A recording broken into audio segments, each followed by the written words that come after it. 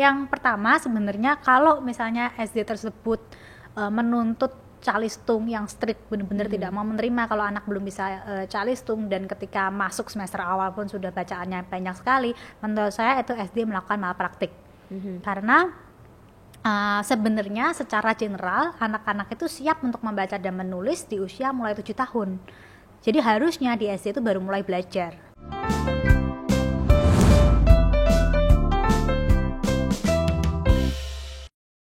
Halo semua, selamat hari Sabtu dan selamat berakhir pekan.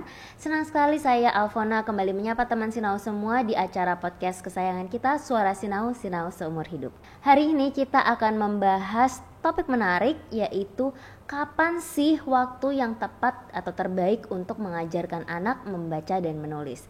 Nah, hari ini masih dengan tamu yang sama seperti minggu lalu. Kita mempunyai tamu spesial, Endinda Krista bersama dengan kita hari ini. Halo Din. Halo. Sesuai pembicaraan kita minggu lalu ya, hari ini kita mau bayar hutang nih, mau diskusi tentang kapan waktu terbaik untuk anak boleh membaca dan menulis. Ya, ini benar-benar frequently asked question banget nih. Boleh dong langsung, nggak usah pakai basa-basi lagi, apa jawaban yang tepat? Jawaban yang tepatnya tidak ada usia yang pas untuk kita bilang anak siap untuk baca dan tulis. Jadi sebenarnya kita nggak adil kalau kita menentukan bahwa setiap anak tuh umur sekian harus mulai belajar baca tulis. Karena tiap anak siapnya beda-beda waktunya. Sama seperti kemarin saya sempat bilang juga ya di episode sebelumnya, bahwa setiap anak itu unik. Setiap anak itu berbeda. Makanya dalam perencanaan pembelajaran dia pun juga harusnya personalized. Jadi kalau ditanya kapan baca tulis hitungnya, ya tergantung anak itu, tergantung siapnya mereka gitu. Indikasinya siap atau belum seperti apa? Oke. Kalau menurut saya siapnya anak itu ketika membaca dan menulis itu tidak hanya berdasarkan kematangan usia. Tapi pertama dia harus siap secara kognitifnya dulu. Maksudnya siap secara kognitif itu dia sudah bisa berpikir simbolik. Kalau misalnya kita bilang tentang membaca, itu kan sebenarnya kemampuan anak berpikir simbolik. Gimana dia bisa menyimbolkan huruf N jadi huruf N yang bentuknya simbol seperti itu. Gimana bentuk A itu disimbolkan dengan bentuk yang seperti kita ketahui huruf A. Itu berpikir simbolik ya, dan itu harus matang dulu itunya. Lalu selain itu juga harus siap secara perkembangan bahasa dia. Jangan sampai dia bisa menulis tapi dia nggak tahu apa yang dituliskan, atau bisa saja dia bisa menulis tapi ketika nulis tuh biasanya nyontek karena dia nggak ada idenya nih apa yang mau dituangkan ke dalam tulisan. Atau seringkali juga ini sering terjadi sampai orang dewasa, bisa sih membaca tapi tidak suka membaca, bisa sih membaca ya, tapi ketika membaca tuh nggak bisa menangkap pesan yang tertulis itu. Itu karena waktu kecilnya belajarnya belum siap, udah seperti itu. Nah yang terakhir harus siap secara fisik motorik. Ya, jadi kalau menulis itu dia perlu fisik motorik halusnya sudah matang dulu. Baru ketika tiga-tiganya sudah siap, anak siap untuk diajarin membaca, menulis, dan berhitung gitu. Nah ngomong-ngomong soal kesiapan fisik atau motorik, masih perlu nggak sih anak belajar menulis yang dalam artian pegang pensil seperti itu ya? Sekarang kan kita zamannya udah semua komputer, tinggal touch screen atau mungkin tinggal ketik gitu kan, pencet. Gimana menurut kamu Din? Ya oke. Ini menarik sekali ya, karena zaman sekarang kalau sudah anak-anak pun sekarang anak-anak SD banyak sekolahnya online, pakai komputer, jadi sebenarnya tinggal ngetik gitu kan. Iya benar. Kapan terakhir kali kamu menulis pakai tangan? Sering kalau saya, cuman sekarang bedanya saya pakainya pensil digital yang langsung ke tablet gitu kan. Tapi sebenarnya tetap menulis, dan menurut saya menulis sendiri pun itu ada manfaatnya untuk otak. Ya karena ada juga sih ilmu-ilmu yang mengatakan bahwa tulisan tangan kita itu cerminan dari apa yang ada di otak kita. Ya. Nah, menurut saya tetap perlu belajar menulis. Tapi itu bukan goal utama seolah-olah anak itu lahir untuk belajar menulis, membaca, dan berhitung gitu loh. Benar-benar banget. Nah tadi kamu juga sempat singgung mengenai kesiapan bahasa anak ya. Nah bagaimana pengaruhnya anak yang dibesarkan dengan berbagai macam bahasa dengan kesiapan membaca dan menulis anak tersebut? Ya, kalau menurut saya hubungannya multilingual dan kesiapan membaca dan menulis itu justru supporting positively. Jadi ini memang kalau ngomong membaca dan menulis ya, itu nggak ada pengaruhnya negatif, nggak membuat anak jadi lebih susah. Justru anak yang bisa berbicara dalam beberapa bahasa itu positifnya, kognitifnya akan lebih kuat. Dia jadi karena kognitifnya lebih kuat, dia pun jadi lebih mudah lagi untuk nanti dia membaca menulis. Tapi yang sering tanyakan orang tua itu takutnya anaknya telat bicara. Nah, karena bicara, membaca, menulis, berhitung itu kan beda ya. Kalau bicara sendiri, memang anak-anak yang punya bicara dengan lebih dari satu bahasa, kadang-kadang mengalami telat bahasa. Tapi itu seharusnya bukan sesuatu yang dikhawatirkan orang tua. Kenapa? Karena wajar dong anak-anak yang dapat input double, dia perlu memproses itu untuk waktu yang lebih lama. Ya, tapi karena gini, standar yang diberikan oleh orang-orang di luar sana, standar milestone itu dibuat oleh monolingual, orang yang bicara dengan satu bahasa. Jadi nggak adil kita pakai ukuran yang sama untuk anak-anak yang bicara lebih dari satu bahasa. Ya pasti penggarisnya beda dong, cara mengukurnya berbeda. Dan meskipun bicaranya tidak sama dengan anak-anak yang satu bahasa, tapi kedepannya itu dia akan lebih melesat lebih cepat, kayak anak panah. Harus mundur dulu dikit, tapi dia akan melesat lebih cepat. Kalau saya lihat multilingualism seperti itu. Menarik sekali nih kita ngomongin membaca, menulis, dan bahasa sekalian. Mungkin ada juga teman Sinau yang punya pertanyaan selain kapan waktu terbaik untuk mengajarkan anak membaca, kapan sih waktu yang tepat untuk mengajarkan bahasa asing ke anak? Menurut kamu gimana? Menurut aku, kalau memang ada akses untuk dapat bahasa asing yang berkualitas, maka sebelum usia 1 tahun itu waktu yang terbaik. Tapi kalau misalnya mungkin orang tuanya juga tidak begitu bisa berbahasa asing, lalu mau memperkenalkan, lebih baik nggak usah, daripada memperkenalkan bahasa asingnya itu tidak bahasa yang berkualitas gitu. Bahasa yang berkualitas maksudnya seperti apa? Bahasa yang berkualitas itu ya pastinya kita lihat bagaimana dia bisa mengekspresikan diri lewat bahasa tersebut, bagaimana bisa susunan bahasa yang tepat, pronunciation yang tepat dalam bahasa asing tersebut. Kalau misalnya itu tidak bisa dipenuhi dengan orang yang sering di sekitar dia, mendingan nanti aja gitu. Tapi kalau misalnya ada yang bisa sebelum usia 1 tahun, itu waktu yang paling tepat. Oke, baik. Nah, apa akibatnya kalau membaca, menulis maupun bahasa itu diajarkan ke anak yang ternyata belum siap? Kalau ternyata belum siap, terus bisa diajarkan, sebenarnya yang paling menakutkan untuk saya adalah resiko bahwa anak tersebut bisa stres dan trauma. Anggapannya, saya pernah sharing di Instagram saya, waktu itu saya tuh suka belajar ketika saya jalan-jalan gitu. Waktu itu saya jalan-jalan ke sebuah tempat yang jalannya itu rusak. Jalannya rusak sehingga kita tuh nggak bisa ngebut. Jalannya harus pelan-pelan banget, sampai kayak kadang-kadang di bawah 10 km per jam gitu. Nah, sama sebenarnya otak kita juga begitu. Jalanan yang rusak itu saya anggap seperti jalanan yang seperti otak yang belum siap. Nah, kalau kita ngebut dipaksa, mobil jalan di jalan yang rusak, berarti resikonya adalah mobilnya rusak. Ya, makanya kita harus, atau malah lebih bahaya lagi kalau kanan kirinya jurang, bisa jadi kepleset kalau kita ngebut karena jalannya berbahaya begitu kan, karena nggak siap. Daripada kita paksakan jalan pelan-pelan, kalau misalnya kita rapikan dulu jalannya, maka kita bisa jalan ngebut, sama seperti kalau kita di jalan tol bisa ngebut. Benar-benar. Tapi kalau orang tua nggak masalah jalanan rusak pelan-pelan, nggak apa-apa dong berarti? Kalau nggak masalah jalanannya rusak, jalanannya pelan-pelan, ya nggak masalah. Tapi what's the point gitu loh, ya kan? Karena beresiko juga tapi rusak. Berarti at the end sebenarnya nyampe tujuannya at the same time juga dong. Jadi awalnya rapiin jalan dulu, ngebut, katakan sampai ke tujuan jam 10 pagi. Sedangkan kalau pelan-pelan juga sampai destinasinya jam 10 pagi. Jadi sebenarnya nggak ada yang pilihan yang lebih baik atau pilihan lebih buruk dong. Tapi dengan waktu yang sama, kalau misalnya ada mobil jalan di jalan tol, bisa 1000 mobil lewat karena ngebut. dalam waktu yang sama misalnya ya 1000 mobil ngebut.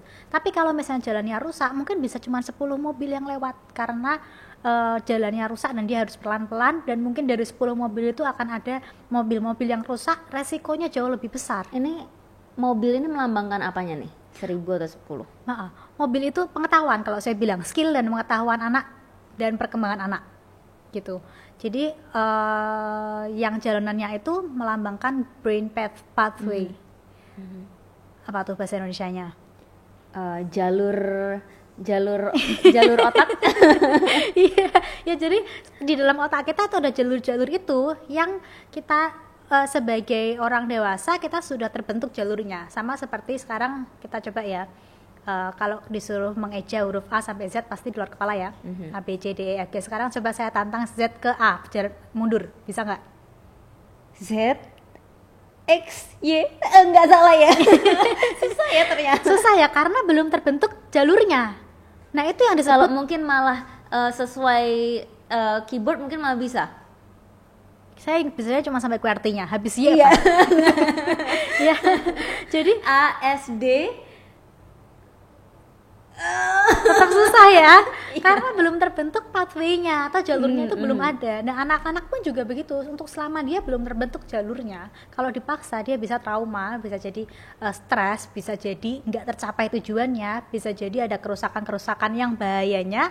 Kalau mobil kita bisa lihat rusaknya apa, kalau anak-anak kerusakannya mental, tidak semua orang bisa melihat itu. Nah, apa ciri-ciri gangguan mental tanda kutip ya dari anak yang mengalami trauma akibat dipaksakan membaca atau menulis sebelum waktunya?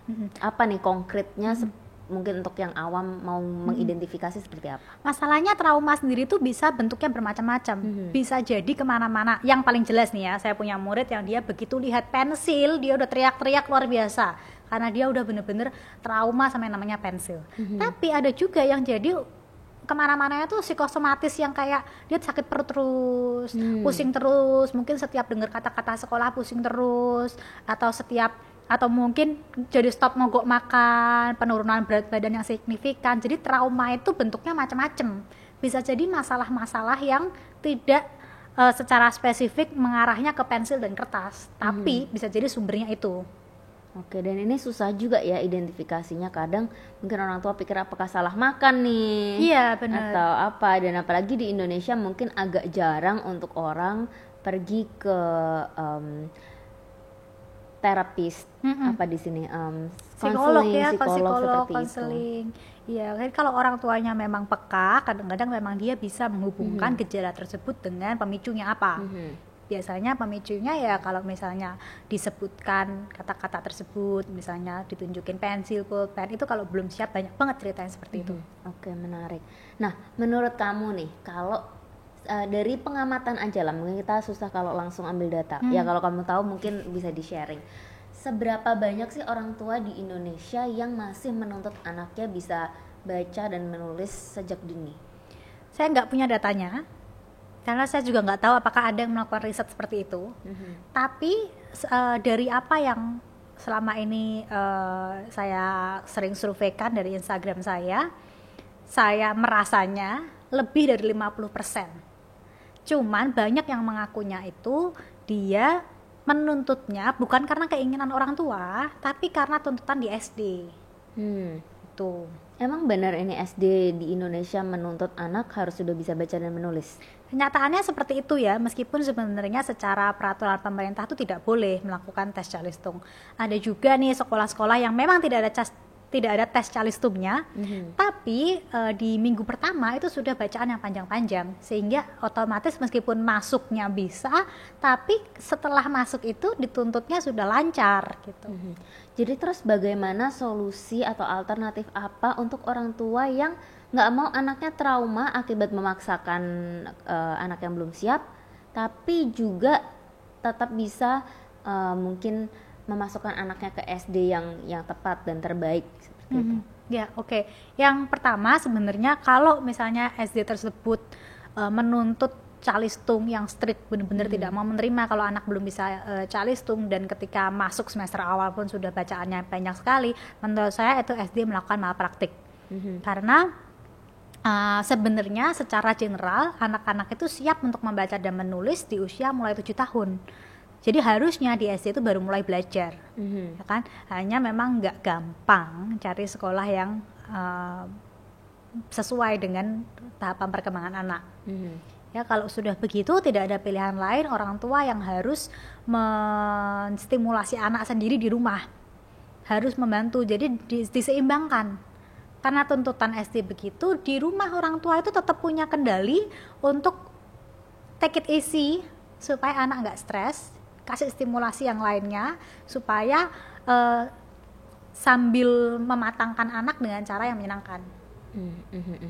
Nah, saya jadi terlintas di pikiran saya, ada beberapa orang kadang kan kalau ngomong ini soal di luar soal pendidikan ya, katanya dunia ini kejam, untuk mempersiapkan mental kita tuh memang harus dididik atau disituasikan dengan cara yang tough gitu kan, supaya kita siap untuk kehidupan di luar sana yang juga tough. Nah, sebenarnya mungkin orang kan bisa saja juga punya pemikiran yang sama untuk anaknya.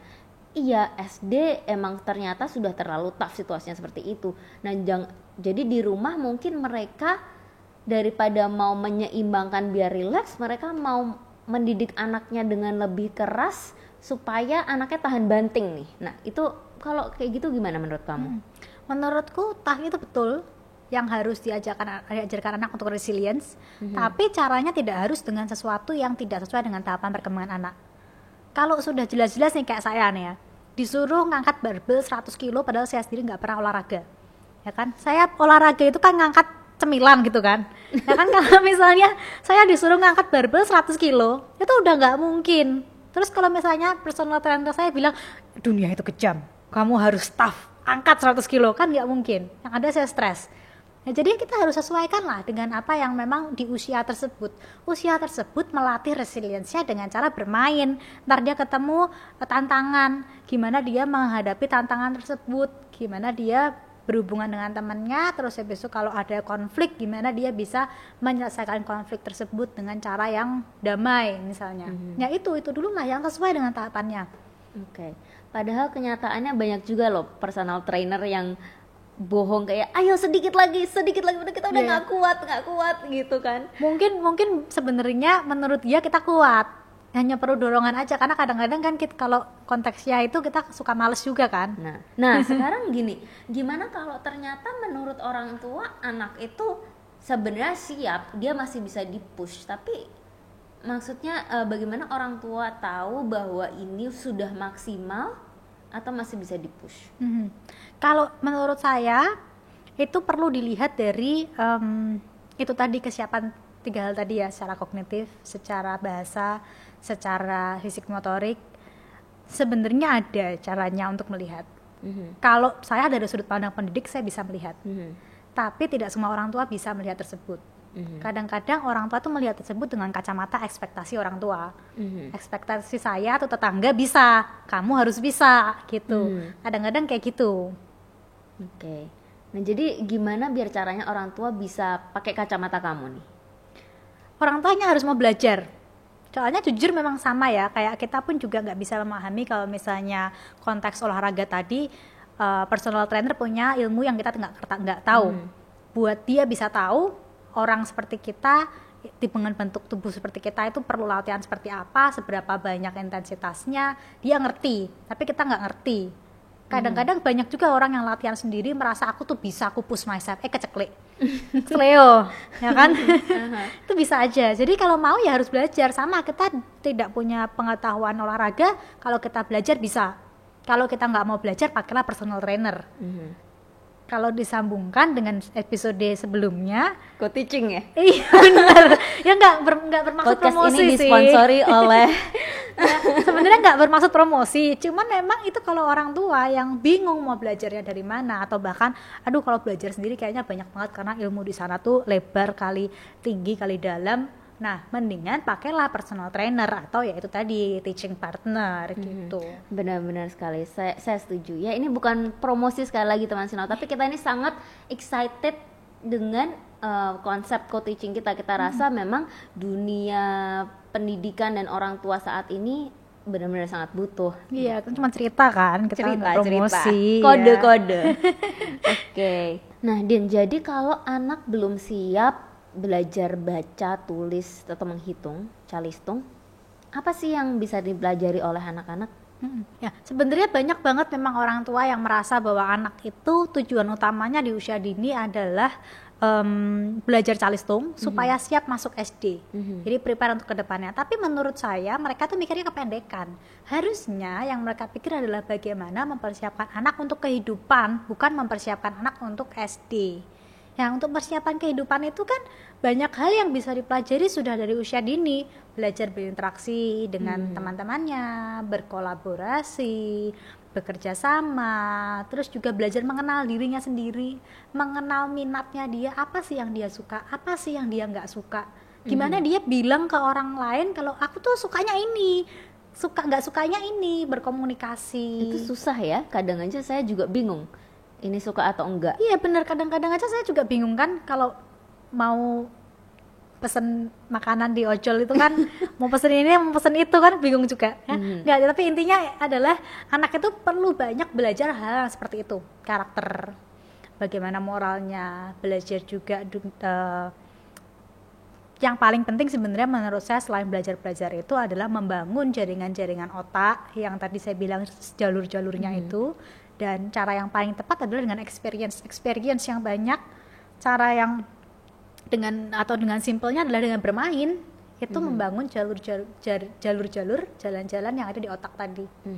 Nah, bermain yang seperti apa nih, Din? Kalau bermain katakan pakai flashcard atau huruf-huruf, itu tepat nggak? Oke. Sebenarnya ada juga kan yang mereka mau berusaha ngambil jalan tengah, ya oke lah bermain, caranya menyenangkan, tapi tetap ditariknya ke huruf-huruf. Nah kadang-kadang kalau misalnya nggak siap ya nggak siap aja, nggak mau, ntar mereka bosan lah, ditinggal lari lah, apa gimana. Nah apalagi flashcard, menurutku sebenarnya flashcard itu bukannya salah banget tuh, salah besar gitu ya. Sebenarnya nggak salah banget, cuman ada cara yang lebih baik. Dan kalau flashcard berdiri sendiri juga jadi aktivitas utama dan satu-satunya, apalagi itu tidak banyak menstimulasi anak itu perlu pengalaman-pengalaman yang melibatkan semua indera mereka, ya bukan hanya indera penglihatan aja atau mungkin indera perabanya aja atau apa, tapi melibatkan semua indera-indera mereka gitu. Oke, berarti bukan salah tapi kurang maksimal dalam menstimulasi syaraf anak gitu ya. Nah, tapi ada nggak sih cara-cara yang salah untuk mungkin entah menstimulasi atau mengajarkan anak calistung? Yang saya selalu sampaikan adalah tentang worksheet. Jadi banyak banget saya lihat bahkan influencer itu mengendorse worksheet, bisa dibeli di toko-toko kesenangan gitu kan. Anak-anak disuruh mengerjakan worksheet itu menurut saya sama saja buang-buang waktu mereka yang berharga. Anak itu kan 6 tahun pertama di kehidupan dia mempengaruhi sisa kehidupan dia. Jadi kalau kita lihat 6 tahun mempengaruhi, kalau standar orang hidup rata-rata 80 tahun ya. Jadi 6 tahun kehidupan pertama dia mempengaruhi 80 tahun sisanya. Jadi 6 tahun ini itu betapa pentingnya. Kalau saya tahu 6 tahun ini pengaruh, saya akan invest semaksimal mungkin di 6 tahun ini. Bahkan 1 hari pun akan berharga sekali, ya kan? Nah, kalau sesuatu yang berharga kita nggak mau kehilangan, kita nggak mau kasih dengan sesuatu yang nilainya kecil, kan?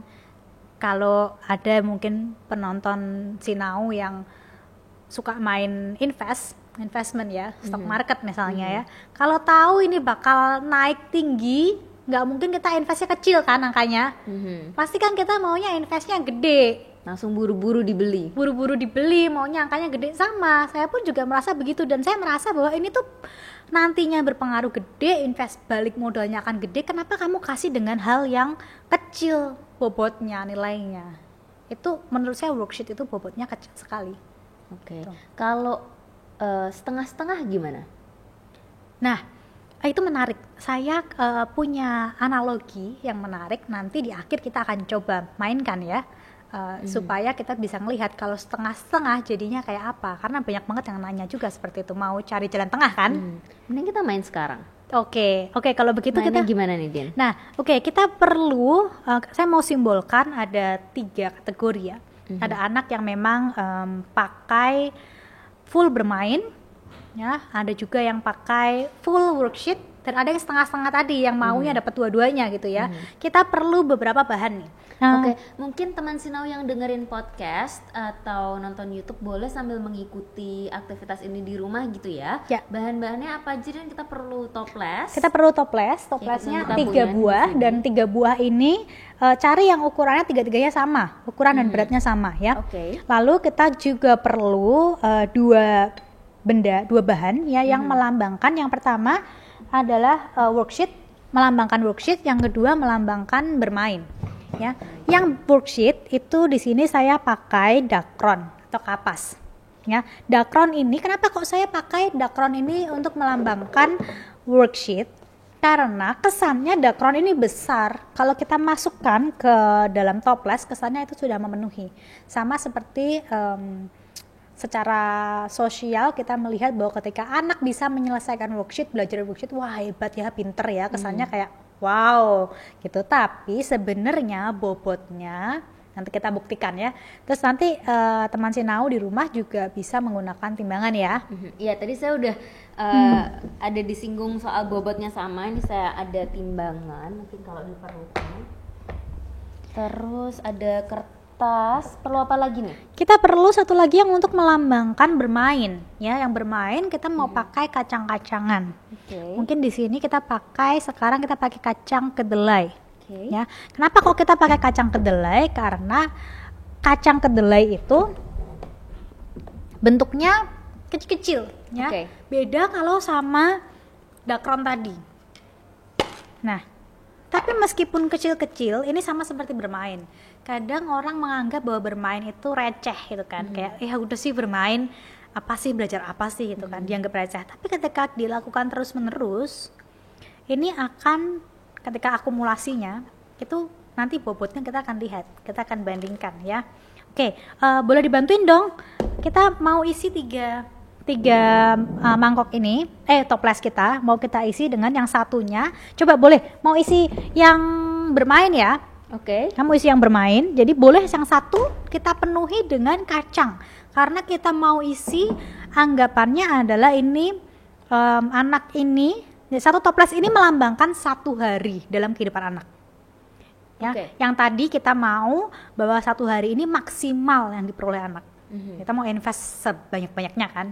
Nah, hari pertama ini ya boleh diisi dengan bermain. Kita penuhi. Seberapa banyak nih, Din? Penuhin aja. Kalau dalam 1 hari kita mau penuhin sampai maksimal kan, mau invest banyak. Terus terang saya nih kurang jago dalam tuang menuang. Sepertinya saya waktu kecil juga nggak tuntas bermainnya. Tapi gitu ya, nggak apa-apa deh. Kita coba ya. Kita penuhin aja. Udah cukup. Nah, yang kedua, ini ceritanya, ini toples pertama adalah anak yang bermain full. Yang ini kita mau isi dengan anak yang sehari-harinya cuma disuruh ngerjain worksheet aja. Boleh diisi dengan dakron. Boleh pinjam? Kenapa nggak kita ambil yang udah penuh dakron? Kenapa kita harus pindahin? Nggak apa-apa deh, ya udah sih. Nah, yang selanjutnya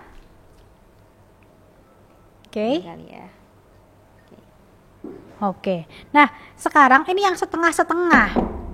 Coba kalau bisa, ini tantangan sedikit ya, bisa setengahnya itu diisi kacang dan setengahnya diisi dakron. Ya.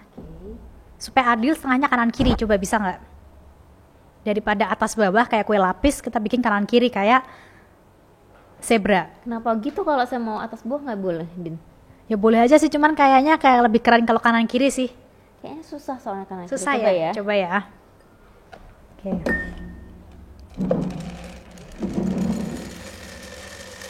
Nah, sip.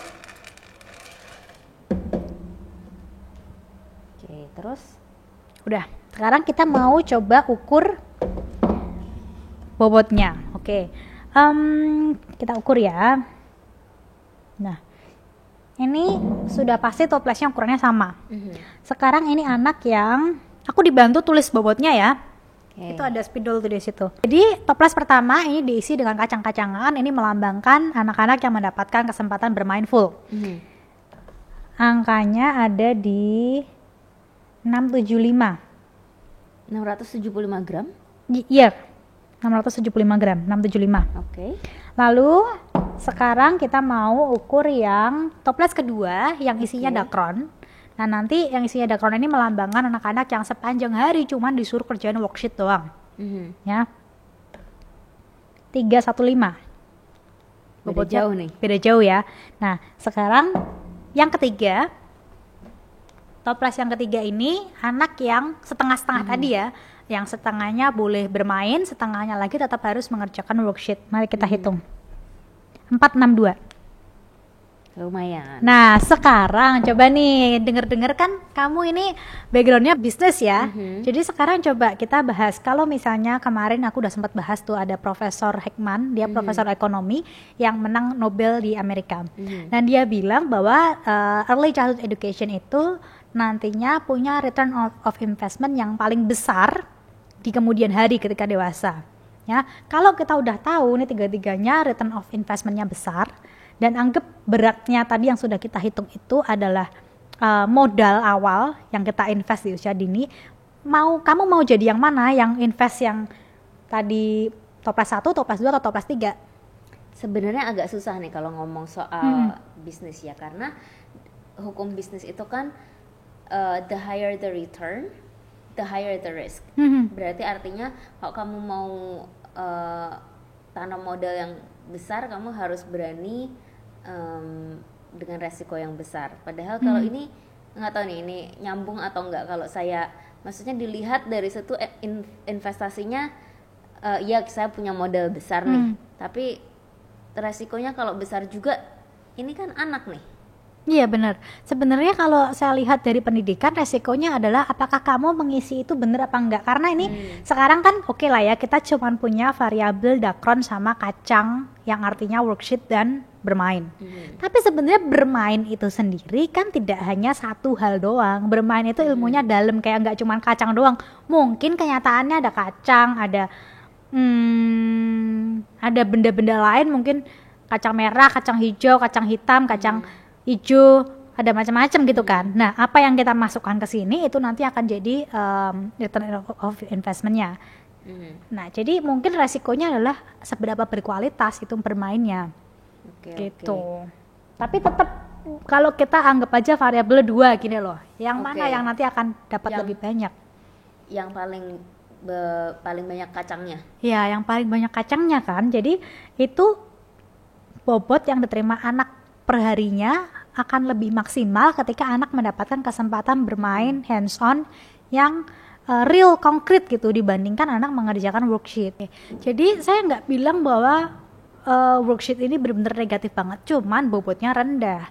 Sedangkan kalau saya jadi orang tua, saya mau kasih bobot yang besar untuk anak saya. Ini kan bobot ini jadi seberapa banyak bekal yang diterima anak untuk masa depan mereka.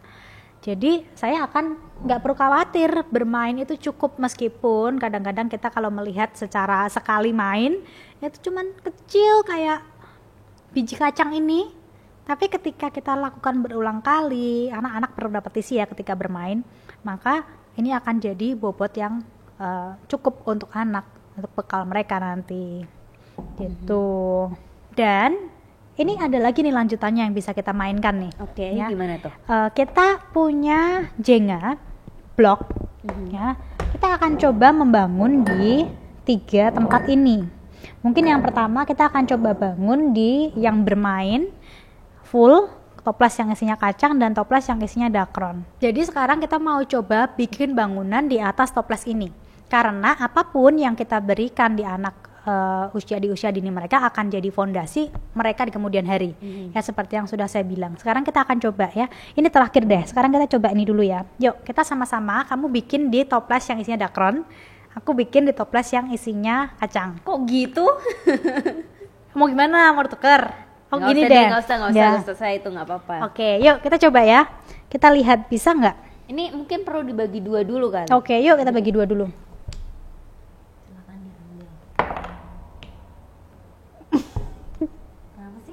Gak susah. Oke. Udahlah. Oke, sekali lagi untuk teman Sinau yang mungkin dengerin kita di podcast, kalau mau lihat kita main boleh kunjungin YouTube channel kita ya. Nah, silahkan mau bikin bangunan yang kayak apa. Oke. Kayak ada yang curang tuh bikinnya begitu tuh. Oke. Mau sampai dihabisin nih? Atau kita menitin aja? Habisin aja lah, gimana? Habisin ya.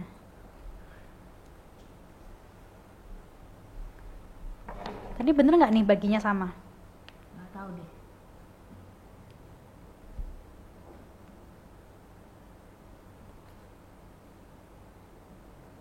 Tuh kan nggak bisa ngomong kan? Ini yang di podcast sunyi senyap nih. Ya baik, saya jauh soalnya, gimana dong? Kan udah dibilangin disuruh geserin.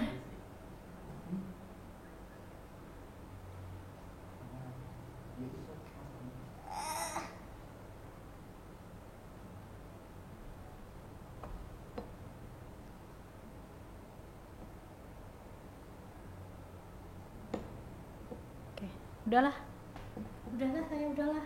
Udah cukup tinggi, saya nggak mau bersombong-sombong lah itulah. Saya kritikal. Kayaknya struggling ya. Agak struggling ya yang di situ ya. Oke, nggak apa-apa. Kita sambil bahas aja kali ya. Jadi kalau misalnya teman-teman Sinau yang dari YouTube pasti bisa melihat perbedaan bangunan kita. Strukturnya berbeda, ya. Dan seperti yang sudah kita lihat, fondasinya itu lebih kuat ketika kita menggunakan kacang-kacangan tadi ini, di mana yang kacang-kacangan tadi melambangkan anak bisa dapat kesempatan bermain yang banyak. Lalu apakah kita nggak bisa membangun di anak-anak yang tadi cuma dapat kesempatan worksheet doang? Bisa-bisa aja, buktinya ini juga bisa berdiri kan, ya. Cuman akan lebih struggling dan lebih susah untuk anak tersebut untuk tinggi karena fondasinya tidak sekuat yang tadi menggunakan bermain. Ya. Iya benar sih. Tadinya saya pikir strategi saya mau tutupin dengan fondasi yang lebih kuat, yaitu kayunya di atasnya, jadi masih ada base-nya. Tapi ternyata memang fondasi ini penting. Yang tutupan itu kan sebenarnya cuman cover. Betul, ya.